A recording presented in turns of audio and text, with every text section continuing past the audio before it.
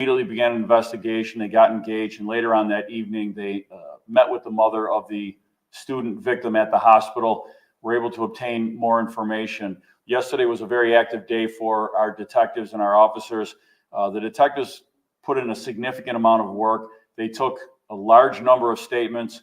They acquired a decent amount of video, and they spent the entire day going through statements, going through video, and they were able to hone in on numerous suspects, 3 in particular. While they were working this case, they engaged with the district attorney's office, who would work side by side with our detectives every step of the way on this investigation.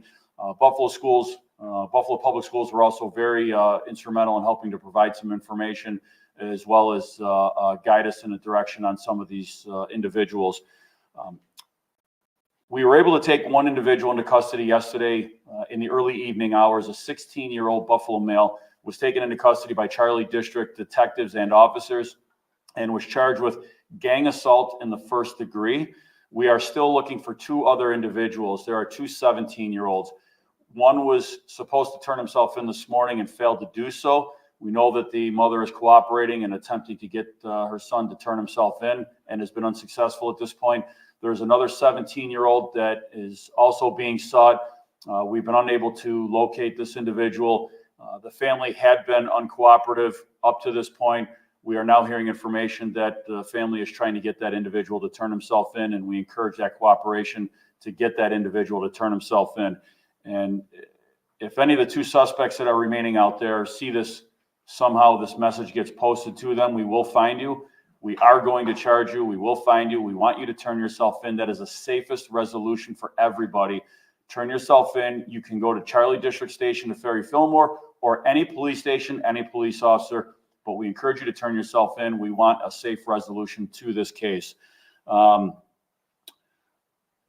of the defendants and the victim are all members of the East High School community. I know that's a question that has come up, but they all part of the East High School community. There was an incident that occurred earlier in the day in school. However, we have no information at this point that any physical confrontation occurred in the school. While they were at the pavilion area at MLK Park is what led to the assault that occurred. It was a continuation of what had occurred earlier. I'm not going to get into the motive or what specifically was the issue that occurred in school and occurred after school. We're going to leave that for the court documentation. But there was an incident that, nothing physical, that did spark at least the initial onset of this that led to the assault. We have received a significant amount of cooperation from members of the community. This has been very helpful. When you have an individual that has been assaulted to the extent that this 15-year-old has been, there is absolutely no place in our society for this. And there is in particular no place in our society to not cooperate and or cover up for what occurred here. We have received a significant amount of cooperation, and we are very pleased to report that. And that got us into a position that we were able to identify 3 suspects rather quickly. So, or at least identify them to prepare for arrest. As I said, we were able to make 1 arrest, still searching for the other 2. The last update that we have on the victim was that he was at Women and Children's Hospital, still in the intensive care unit. If that has changed at this point, the last update I got that he was still in the intensive care unit. He has significant injuries, including a brain bleed, 2 broken clavicles, and there's possible spinal injuries, to name a few. So they are rather significant. He was knocked unconscious at the time of the assault. All the defendants, when they are all taken into custody, they will be charged as adolescent offenders. It'll be up to the district attorney's office how that proceeds. I've spoken with the district attorney himself, Michael Kane, on this case. I know that they, again, have been working side by side with our detectives.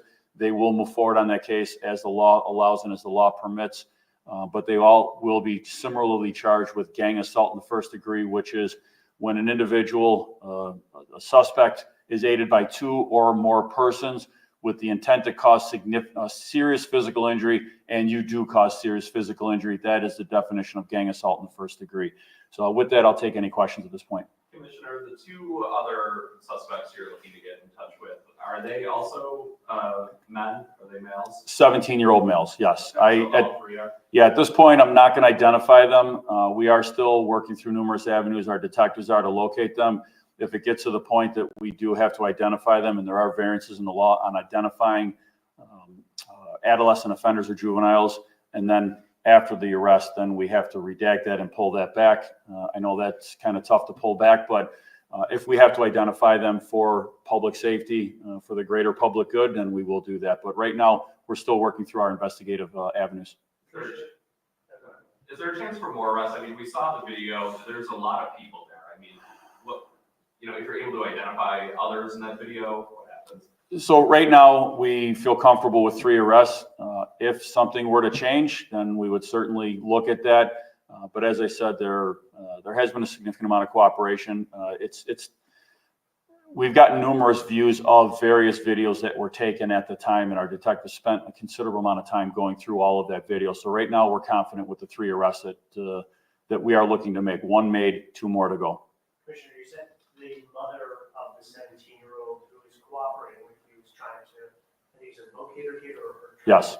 I mean, aren't those words troubling? She's trying to locate her 17-year-old to bring in. I don't know the dynamic there, but I think we're all keenly aware that there are troubled juveniles out there, troubled adolescent offenders, to stick with the legal terms, but, youth. And we know that there are parents that try and have to rely on the legal system at times and just cannot control their children. Unfortunately, some of them get caught up in the street life. That doesn't mean that we don't have parents that are trying. We also know that we have parents that are not engaged and are not very helpful. I'm not saying that in this case. We know that the mother has been helpful, and she has been trying to encourage her son to turn himself in. I don't believe she's been able to get contact with him. So in this particular case, I'm not going to throw any definition on what's going on in the family dynamic, but it is helpful and encouraging to know that the mother is trying to get that individual to turn himself in. On the other side, the other individual, we were not getting cooperation. It has just come to my attention that they are now, someone in the family is trying to get that family member to turn himself in. And I hope that continues on and they do help locate that individual and bring him in. That, again, is the safest resolution for everybody. Commissioner, in light of this incident, a lot of parents are speaking out about student safety at Buffalo Public Schools. Is the police department working with Buffalo Public Schools further to enhance student safety in public schools? We work every single day. As you know, we have a dedicated school resource team led by a chief, a lieutenant, numerous officers, and they are in and around and engaging schools, students, and the community outside of schools. They really go above and beyond with what they do. Our SROs are not there to provide a traditional police presence where they're looking to make arrests and they're looking to be a security presence. Our school resource officers are specifically trained to engage and build relationships with students and also the teachers. They will make arrests when necessary, but that is not their primary focus. They do a lot of things on the outside where they're doing custom notifications. They're visiting students, they're visiting parents, they're visiting other family members to try to break down some barriers and try to lead to, whether it be counseling services, other avenues. You'll see them at sporting events. You'll see them at restorative justice events where they're trying to, work out and broker resolutions on different cases, anything to avoid an arrest. There are situations where you have juveniles, you have students that absolutely need to be arrested, but there are also other avenues where we would really like to try to get some services and some help and try to, break down some barriers to avoid that arrest and try to fix the problem going forward. So our school resource officers are very highly trained. They participate on a national level, attend national annual conferences to learn the best practices, and they are engaged with the school leadership. And I talk to the superintendent probably more than both of us would like. We talk quite frequently. We've been talking about this case, and we work very well together on trying to resolve issues. With the 17-year-old's gang assault, first degree, very serious charge, the victim is in severe condition. Are we looking at trying them as adults? That is not a question for me. Unfortunately, the district attorney couldn't make it to, we had a kind of a short turnaround on getting this press conference going.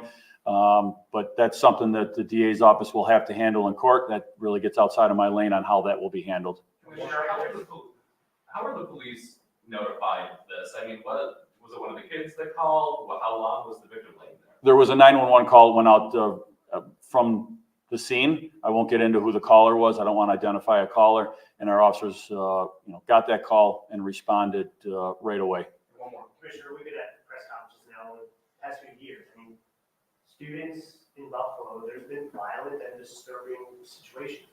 You drive downtown, people are out of school, they're just fighting, they're doing different things. I mean, what is the message to students out there? I mean, this is a serious, serious incident. And it feels like it just keeps happening. This particular incident obviously is very serious. We have very serious physical injuries in this particular case. You know, I think if you look at schools across the country, going back to when I was in school, kids are going to fight. We know that. You see kids around downtown, and you know, you see large amounts of kids, and it can be concerning to some people. Sometimes you do get fights; they don't rise to this level. It is, I'll say, more on the rare side to have an injury, an assault of this nature. We have numerous officers every day after school that are in the downtown corridor to, you know, as a presence, to break things up, to keep kids moving along. You know, this isn't just a Buffalo problem. We see schools across the country that have, you know, issues with fights, and, you know, sometimes other issues occur. So, you know, there's a lot of things that are available to kids without kind of getting into the school side of things.